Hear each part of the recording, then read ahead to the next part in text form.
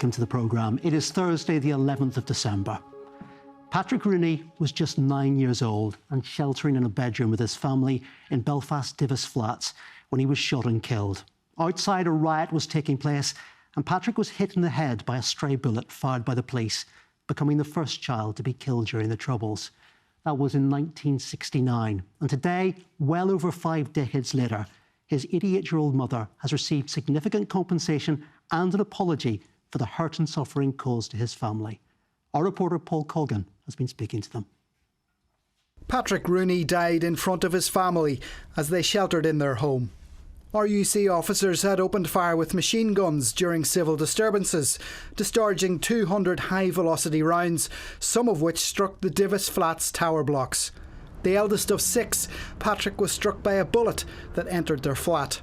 His 88-year-old mother Alice and his brother Con, who was 8 years old at the time, have fought for years for acknowledgement of what happened that night. Next minute we turned round, we could just see his face covered in blood and we started screaming, and then my mummy says, "Oh, Patrick's fainted because she says you've been shot." And she went to lift him and she had a coat on, and whenever she looked at her arm it was covered in blood. So Patrick was put on the bed, so he was. A PSNI apology was read out in court today, acknowledging the hurt and suffering caused to the Rooney family. Mr Justice Kevin Rooney called on the authorities to fast-track the settlement that had been reached over Patrick's killing.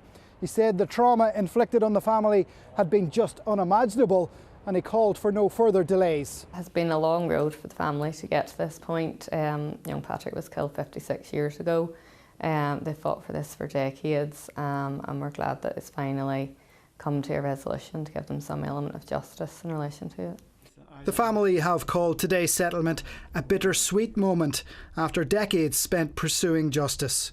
Paul Colgan, BBC Newsline.